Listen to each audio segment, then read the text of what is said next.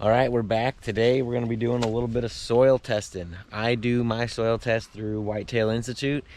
They are fantastic to deal with. You fill out the information on the bag and you fill the dirt up to the line and you send it off, and it's as easy as waiting until they get it, and within 48 hours they'll have your soil report, and I'll know exactly what this soil needs to be amended for if I keep this in clover, or if this is going to be planted in something different this fall. So I'll come to the paper, I'll check what I want it to, like I'll probably check clover because it's already in clover, and then I'll also check probably a brassica blend, and see, they will tell me exactly what I need to do to the soil to make it the best that it can be to grow whatever I want to grow. So the ball's kind of in my court from there. So we've had some crazy warm early spring temperatures. Everything's greening up already.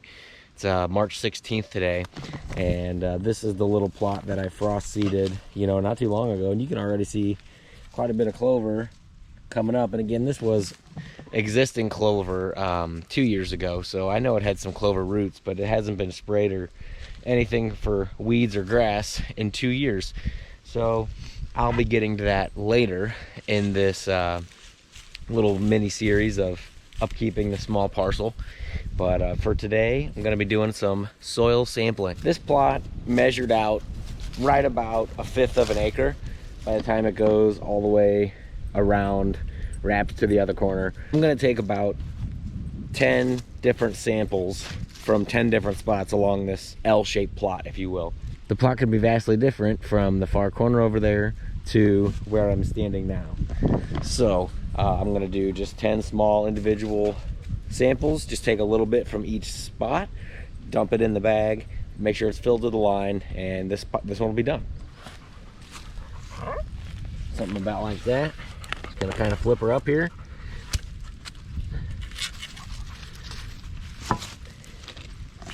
Open my bag.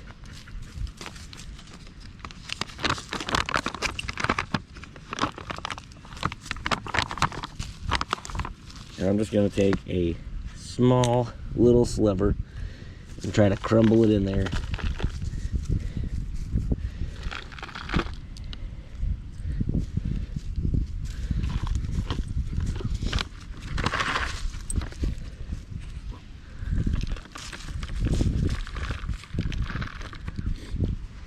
And I always suggest trying to get as crumbly as dirt as possible. Some soils are very clay based, so that can be very hard to do. This is more of a sandy soil, so it's not so hard. I will say, you don't want your soil to be sopping wet. So if you got to collect some soil samples, you can collect the dirt, and maybe it's a good idea to let the dirt dry. You don't have to, but honestly, wet dirt weighs more, so you'll just pay more in shipping whenever it comes time to ship the dirt. All I did there was dig down about 4 inches, flipped it literally over, and took a little pinch here, and I'm gonna do this in 9 more spots all around the plot. Gonna reach in here, grab just a little bit of this more crumbly dirt, put it in the bag.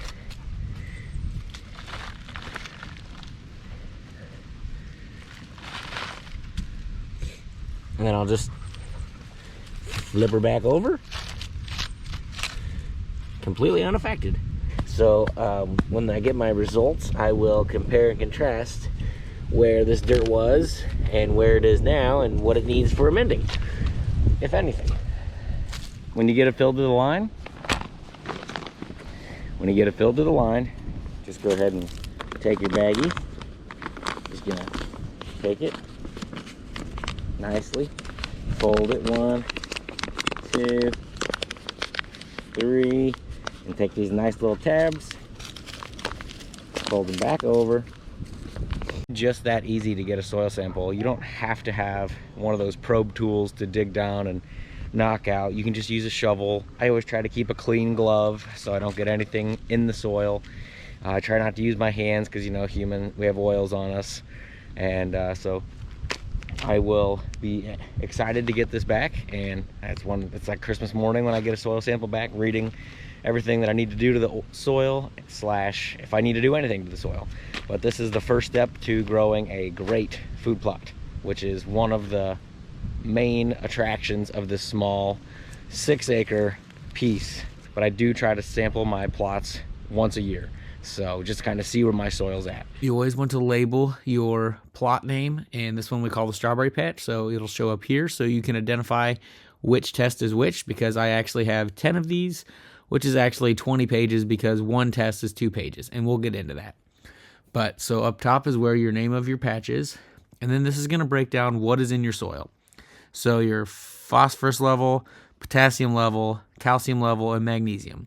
And so, believe it or not, after 2 years of no amending or anything, this soil is actually in pretty darn good shape. Its actual soil pH was 6.3, and I selected Imperial Clover Maintenance, which is what I kind of have in there right now, and I also selected a Brassica blend, and we'll get to more of that in a second.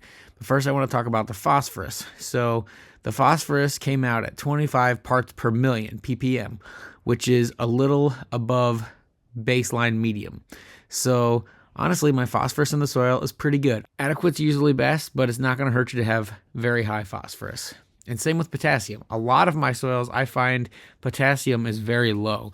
So to see that potassium is adequate, that tells me that I'm not going to have to use any potassium fertilizer. Calcium is just the level of calcium in your soil, and it's on the lower end of the medium scale, but it's still up there. So just another thing to know what's in my soil. And then magnesium came very high, and that is commonly high found in a lot of the soils that I test. Just may be due to the area that we live. So if you look over here, these are the 2 crops that I selected on their checklist. I chose the Imperial Clover Maintenance, and it wants a 7.0 pH level. That's what you're wanting for if I'm going to keep it in Imperial Clover.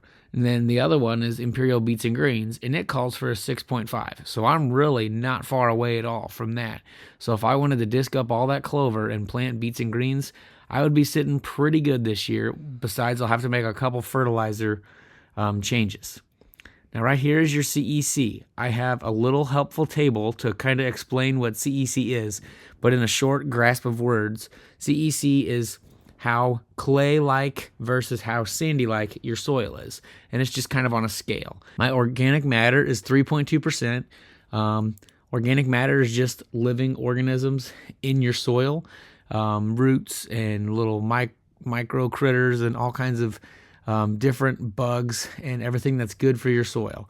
So you want this to be pretty high. Between 2 and 6% is pretty normal for food plot purposes. Fertilizer to apply for bulk application. This is like the second table that it sends you. So if I was going to be fertilizing a huge field, again, this little plot is like 1/5 of an acre. If you had a plot that was 3, 4, or 5 acres or bigger, this is the chart that you would want to use. And obviously this side is your pounds of fertilizer per acre. And this is your, if you have a smaller plot like me, this is your pounds of fertilizer per 1,000 square feet. On the second page, obviously you have to pay attention to make sure it's the correct page, because if you have a bunch of tests, this can get a little confusing.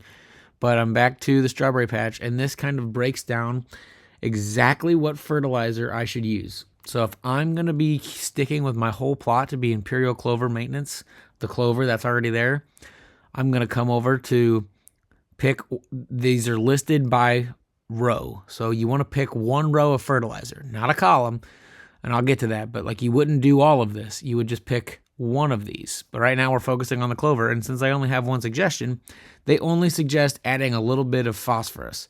So 0.46 fertilizer.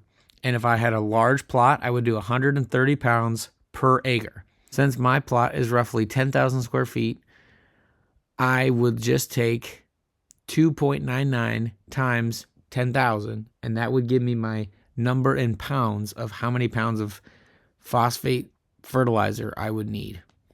So that would be really easy for that. Now let's say I decide that the clover doesn't look as good as I want it to, and I'm just going to disc it all in and put the Imperial Beets and Greens.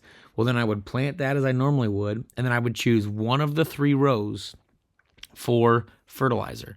So, and then on top of that, if I'm going to be using Imperial Beets and Greens, again, the recommended pH level was 6.5.